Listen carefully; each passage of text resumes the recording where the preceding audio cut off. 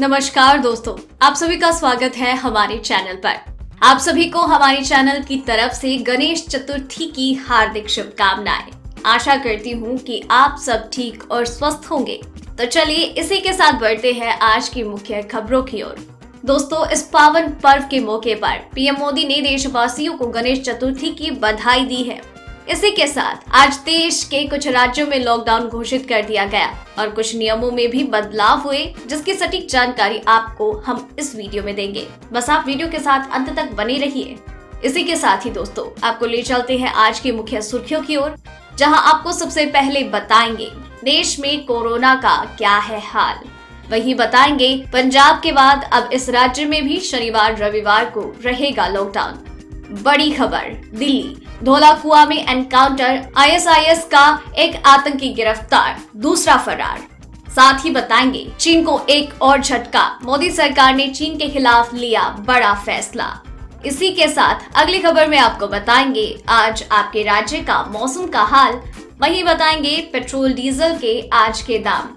साथ ही बताएंगे WHO ने बताया कब खत्म हो सकता है कोरोना वायरस।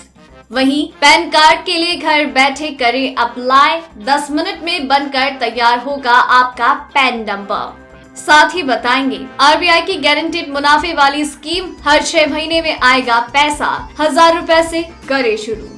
जी हाँ दोस्तों, ऐसी और भी कई खबरें और अपडेट निकल कर सामने आ रही है, जिनकी सटीक जानकारी आपको हम इस वीडियो में देंगे। लेकिन उससे पहले आपसे एक छोटी सी रिक्वेस्ट है। हमें इस वीडियो को बनाने में बहुत मेहनत लगती है, तो इस वीडियो पर की गई मेहनत के लिए एक लाइक तो जरूर बनता है और साथ ही वीडियो के नीचे दिए गए इस लाल सब्सक्राइब बटन को जरूर दबा दीजिए और पास ही में घंटी का जो छोटा सा बेल आइकन नजर आए उसे भी जरूर दबा दीजिएगा, ताकि आपको दिन भर की बड़ी खबरों की जानकारी लगातार मिलती रहे। तो चलिए दोस्तों, एक एक करके सभी बड़ी खबरों के बारे में जान लेते हैं। इसी के साथ आइए आज की सबसे पहली बड़ी खबर पर नजर डालते हैं। देश में कोरोना वायरस से संक्रमित मरीजों का ग्राफ तेजी से ऊपर जा रहा है। कोरोना के नए मरीजों की संख्या हर दिन 70,000 के करीब पहुंचने लगी है। स्वास्थ्य मंत्रालय के आंकड़ों के अनुसार पिछले 24 घंटे में कोरोना के 69,878 नए मामले सामने आए। इस दौरान कोरोना संक्रमण के चलते 945 लोगों को अपनी जान गंवानी पड़ी है। पिछले 24 घंटे में मिले कोरोना के नए केस के बाद देश में संक्रमित मरीजों की संख्या 29,75,701 हो गई। स्वास्थ्य मंत्रालय के अनुसार देश में अभी कोरोना के 6,97,330 एक्टिव केस हैं, जबकि कोरोना संक्रमण के चलते 55,794 मरीजों की जान जा चुकी है। राहत की बात तो ये है कि अभी तक 22,22,577 लोग रिकवर हो गए हैं। चलिए बढ़ते हैं अब अगली खबर की ओर। पंजाब सरकार के बाद अब हरियाणा की सरकार ने भी ऐलान कर दिया है कि अब राज्य में शनिवार और रविवार को लॉकडाउन रहेगा। स्वास्थ्य मंत्री अनिल विज ने बताया ये फैसला कोरोना के मामलों को देखते हुए लिया गया। अनिल विज ने ये भी बताया कि शनिवार और रविवार के लॉकडाउन के दौरान जरूरी सेवाओं को छोड़कर बाकी सभी दुकानें बंद रहेंगी। स्वास्थ्य मंत्री अनिल विज ने ट्वीट करके बताया, हर शनिवार रविवार को जरूरी चीजों को छोड़कर बाकी दुकानें बंद रहेंगी। हालांकि लोगों के आने जाने पर प्रतिबंध नहीं रहेगा। जानकारी के अनुसार इस लॉकडाउन के दौरान सिर्फ दुकानों और दफ्तरों को बंद रखा जाएगा। बड़ी खबर, दिल्ली के धौलाकुआ रिंग रोड के पास पुलिस की स्पेशल सेल और आतंकी के बीच एनकाउंटर हुआ। पुलिस का कहना है कि इस एनकाउंटर के दौरान एक आईएसआई के संदिग्ध आतंकी को पकड़ लिया गया। स्पेशल सेल की टीम अभी भी ऑपरेशन को अंजाम दे रही है। उनका कहना है कि अभी और भी गिरफ्तारी हो सकती है। जानकारी के अनुसार पकड़े गए आतंकी का नाम अब्बू यूसुफ है। उसके पास 2 आईईडी और हथियार बरामद हुए। दिल्ली पुलिस की स्पेशल सेल ने कल देर रात अपना ऑपरेशन शुरू किया था, जो अभी तक जारी है। बताया जा रहा है कि आतंकी के निशाने पर एक महत्वपूर्ण शख्सियत थी। कोरोना काल के दौरान चीन के लिए तो हर रोज नई नई मुसीबतें सामने आ रही है। पहले भारत में उसकी 59 ऐप्स को बैन किया गया और फिर उसके बाद उसकी और भी कई ऐप्स को बैन किया गया। अमेरिका में भी उसके ऊपर पहाड़ टूट पड़ा कि टिकटॉक को वहां पर भी बैन कर दिया और बाइटडांस को कहा है कि जल्द से जल्द कंपनी के राइट्स बेच दो। अब आपको बता दें कि इंडिया की तरफ से चीन को एक और झटका लग गया है। जी हाँ, रेलवे ने शुक्रवार को चीन को एक और झटका देते हुए 44 semi high speed Vande Mataram express train बनाने का ठेका रद्द कर दिया है। इसके लिए निविदा पिछले साल ही जारी हुआ था। बीते महीने ही जब टेंडर खोले गए तो सिर्फ चीन के साथ संयुक्त उद्यम वाली जेवी कंपनी को ही ठेका मिला। इसमें CRRC pioneer electric India private limited ने ही 6 आवेदन करने वालों में योग्यता हासिल की है। ठेके के तहत इस कंपनी को 44 वंदे मातरम ट्रेन और हर एक में इसके 16 कोचेस को बनाने में लगने वाले इलेक्ट्रिकल उपकरणों और अन्य जरूरी वस्तुओं की आपूर्ति करनी थी। अब एक हफ्ते में नया ठेका जारी किया जाएगा। हालांकि रेलवे ने पुराने ठेके को रद्द करने की वजह नहीं बताई। इसी के साथ बढ़ते हैं अगली खबर की ओर।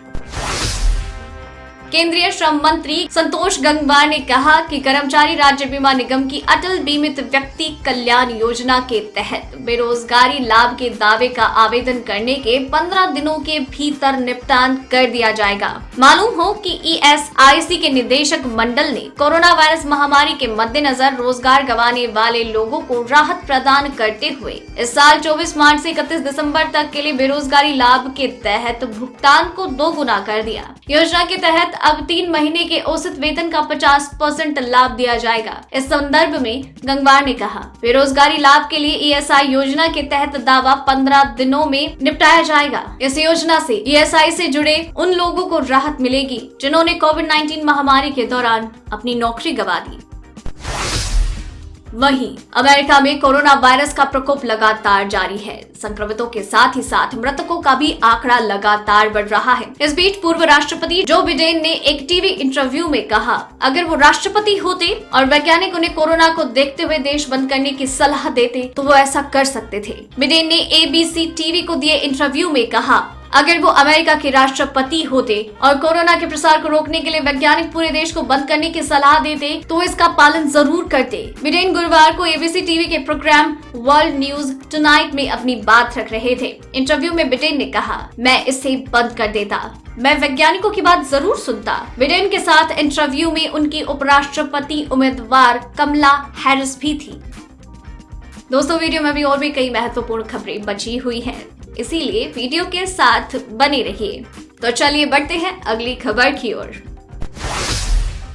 इस वक्त महंगाई की मार हर कोई झेल रहा है, फिर चाहे वो खाने पीने की चीजें हो या फिर बाकी और जरूरतों का सामान हो। इसी बीच में महंगाई की मार झेल रही इस जनता को तेल कंपनियों ने आज फिर से झटका दे दिया है। देश भर में आज लगातार तीसरे दिन पेट्रोल की कीमतों को बढ़ाया गया है और डीजल के दाम अभी भी वैसे ही है। पेट्रोल में 14 से 16 पैसे की बढ़ोतरी की गई है और आज 22 अगस्त को 16 पैसे बढ़ी कीमत के बाद पेट्रोल के दाम हो गए हैं 81.35 रुपए प्रति लीटर और डीजल के भाव वही का वही 73.56 रुपए प्रति लीटर। मुंबई में भी पेट्रोल का दाम 15 पैसे बढ़ा, जो कि अब हो गया है 88.02 रुपए। डीजल का दाम 80.11 रुपए। कोलकाता में पेट्रोल की कीमत 15 पैसे बढ़कर 82.87 रुपए और डीजल 77.06 रुपए। चेन्नई में पेट्रोल के दाम 14 रुपए 14 पैसे बढ़कर 84.40 रुपए और डीजल 78.86 रुपए प्रति लीटर के हिसाब से बिक रहा है। मौसम का मिजाज लगातार देश में अलग अलग सिचुएशंस पैदा कर रहा है। कहीं पर बारिश नहीं है तो कहीं पर मूसलाधार बारिश है, तो कहीं इस बारिश की वजह से देश के कई हिस्सों में बाढ़ आ गई है, लोगों की जान पर बनाई है।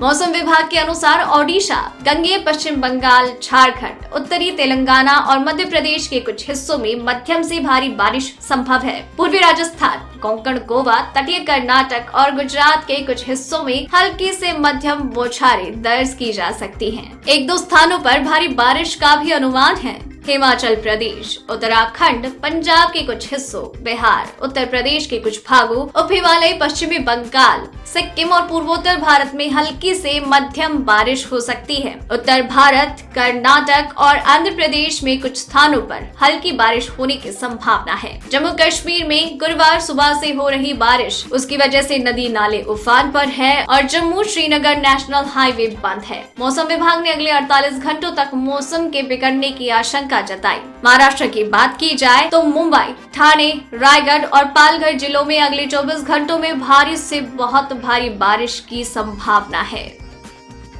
इसी के साथ बढ़ते हैं अगली खबर की ओर।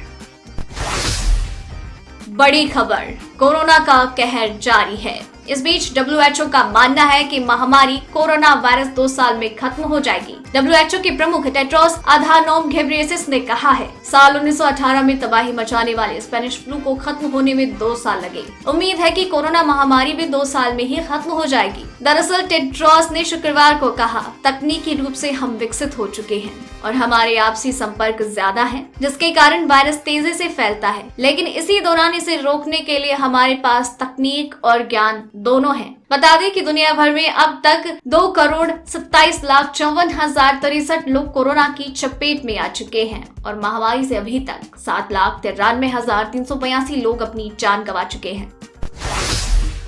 वहीं भारतीय अर्थव्यवस्था को बचाने के लिए रिजर्व बैंक ऑफ इंडिया ब्याज दरों में लगातार कमी कर रहा है। कोरोना संकट के बीच बने खराब माहौल में RBI का फ्लोटिंग रेट सेविंग्स बॉन्ड्स उन लोगों के लिए सुरक्षित निवेश विकल्प भी साबित हो सकता है जो लोग नियमित आय चाहते हैं। केंद्रीय बैंक ने 7.75% फिक्स्ड इंटरेस्ट रेट वाले बॉन्ड्स को बंद करने के बाद फ्लोटिंग रेट सेविंग्स बॉन्ड पेश किया है। इसमें निवेश पर 7.15% का गारंटेड रिटर्न मिलेगा। इसमें कोई भी व्यक्ति और हिंदू अविभाजित परिवार निवेश कर सकते हैं। फ्लोटिंग रेट सेविंग्स बॉन्ड्स में भारतीय मूल के विदेश में रहने वाले लोग या NRI निवेश नहीं कर सकते।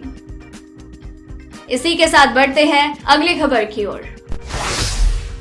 फाइनेंशियल ट्रांजैक्शन के लिए पैन कार्ड बहुत जरूरी होता है और अब आप आसानी से ऑनलाइन के माध्यम से ही अपना पैन कार्ड बनवा सकते हैं। इतना ही नहीं, अब तो आप अपना पैन कार्ड मिनटों में ही पा सकते हैं। आप अप्लाई करने के बाद अपना पैन कार्ड डाउनलोड कर सकते हैं। बता दें कि केंद्रीय प्रत्यक्ष कर बोर्ड ने ई-पैन की सुविधा शुरू की थी। अगर आप भी ई-पैन के लिए आवेदन करते हैं तो आपको CBDT ईमेल के जरिए पैन कार्ड की सॉफ्ट कॉपी PDF फॉर्मेट में मिल जाती है। पैन कार्ड के लिए ऑनलाइन आवेदन करने के लिए आपको इनकम टैक्स की साइट पर विजिट करना होगा। यहां आप इंस्टेंट पैन थ्रू आधार सेक्शन पर जाकर क्विक लिंक्स पर क्लिक करें। उसके बाद एक नए पेज पर गेट न्यू पैन पर क्लिक करें। नए पैन कार्ड के लिए आपको आधार नंबर देना होगा या कैप्चा को डालकर अपने आधार से लिंक्ड मोबाइल फोन पर OTP जनरेट करें। आधार की डिटेल को प्रमाणित करें। पैन कार्ड एप्लीकेशन के लिए ईमेल ID को प्रमाणित करना होगा। वहीं बिहार में 65 वर्षीय महिला ने 14 महीनों में 8 बच्चियों को जन्म दिया। जो कहना, जी हाँ, बात बिल्कुल सच है। जी, बात आपकी बिल्कुल सही है और हम जानते भी हैं कि ये चिकित्सा विज्ञान में असंभव है, लेकिन नेशनल हेल्थ मिशन ने इसे संभव कर दिखाया है, वो भी कागजों पर, ताकि बच्चियों के पैदा होने पर मिलने वाली प्रोत्साहन राशि हड़पी जा सके। जी हाँ, बिल्कुल सही सुन रहे हैं आप। एक खबर के अनुसार ये मामला बिहार के मुजफ्फरपुर जिले के मुशहरी प्रखंड का है। नेशनल हेल्थ मिशन यानी राष्ट्रीय स्वास्थ्य मिशन से मिलने वाली प्रोत्साहन राशि को हड़पने के लिए बिचौलिया ने ये घोटाला कर दिया है। नेशनल हेल्थ मिशन के तहत बच्चों को जन्म देने वाली माताओं को प्रोत्साहन राशि मिलती है। इस घोटाले में बिचौलिया ने कागज पर बच्चों का फर्जी जन्म दिखाकर प्रोत्साहन राशि हड़पी है। इसमें एक 65 वर्षीय महिला ने सिर्फ 14 महीनों में 8 बच्चियों को जन्म दे दिया। मिशन के अधिकारी और बैंक के CSP इस आधारहीन दस्तावेज पर एक बुजुर्ग महिला को प्रोत्साहन राशि भी भेजते रहे। इस मामले में मसूहरी प्राथमिक स्वास्थ्य केंद्र के प्रभारी उपेंद्र चौधरी ने पुलिस में FIR दर्ज करवाई है। दोस्तों, आज की खबरों में बस इतना ही। अगर आपको भी ये खबरें अपने मोबाइल फोन पर हर दिन इसी तरह से चाहिए तो इस वीडियो के नीचे दिए गए इस लाल बटन को दबाकर चैनल को सब्सक्राइब कर लीजिए और साथ ही साइड में दिए गए इस घंटे को भी दबाएं। और अगर वीडियो आपने पूरा देखा है तो अपना नाम नीचे कमेंट बॉक्स में जरूर लिखिएगा। फिर मिलते हैं कल। जय हिंद, धन्यवाद।